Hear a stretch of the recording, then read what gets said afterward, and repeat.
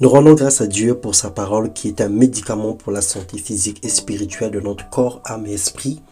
Nous bénissons son nom parce qu'il est le Dieu de gloire, il est le Dieu de grâce, il est un homme. Il n'est pas un homme pour mentir, ni un fiston pour se repentir. Il est l'éternel Dieu qui fait concourir toutes choses à notre bien, que toute la gloire lui revienne. Bienvenue, bien-aimés frères et sœurs, bonjour, que le Seigneur nous bénisse. Ce matin, nous allons partager la parole de Dieu et le thème de notre méditation, le Seigneur s'engage à exécuter sa parole si tu obéis.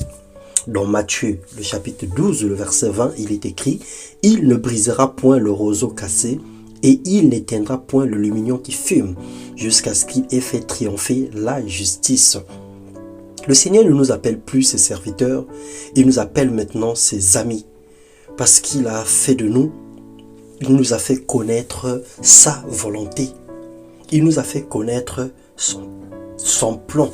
Et puisque nous connaissons le cœur de Dieu, nous devenons les amis de Dieu. Et lorsque nous sommes amis de Christ, sa parole s'accomplit radicalement dans nos vies. Il dit que ce que je vous commande, c'est de vous aimer les uns les autres. Et celui qui vaincra, je lui ferai asseoir avec moi sur mon trône, comme moi j'ai vaincu, et je suis assis avec mon Père sur son trône. Voici ce que dit le Saint, le véritable, celui qui a la clé de David, celui qui ouvre et personne ne fermera, celui qui ferme et personne n'ouvrira. Le Seigneur nous a fait des belles promesses, des promesses authentiques et des promesses non pas pour nous flatter, mais pour nous rassurer du lendemain, pour nous rassurer le chemin sur lequel nous sommes en train de marcher, qui est rempli d'épines, mais dont sa grâce nous dirige, nous conduit. Ceux qui s'engagent dans des voies détournées, que l'Éternel les détruise avec ceux qui font le mal, que la paix soit sur Israël, nous dit le psalmisme dans le psaume 125, le verset 5. Si l'Éternel ne bâtit, ceux qui bâtissent en travail en vain. Si l'Éternel ne garde la ville, celui qui la garde en vain.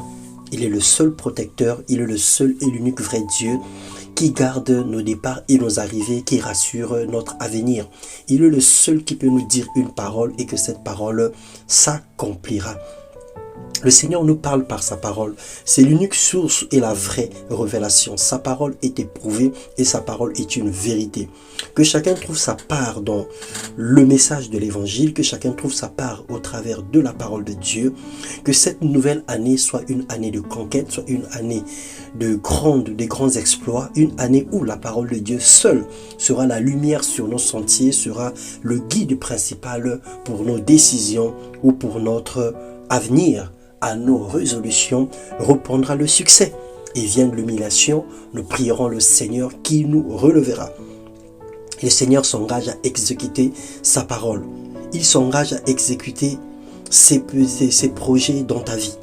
Si tu obéis simplement à sa parole, si tu ne te détournes pas de la bonne voie, si tu ne t'écartes pas de la volonté de Dieu, Dieu s'engage à exécuter son plan pour toi. Il a dit à Jérémie, je connais les projets que j'ai formés sur toi, projets de bonheur et de paix, pour te donner un avenir et de l'espérance. Avant que tu sois né, pendant que tu étais encore une masse informe dans le ventre de ta mère, je te connaissais et je t'avais consacré prophète des nations.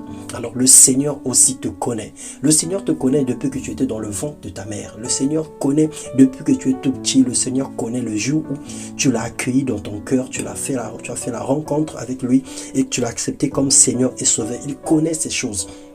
Alors aujourd'hui, il s'engage à exécuter son plan pour ta vie. Il s'engage à exécuter sa parole en ta faveur.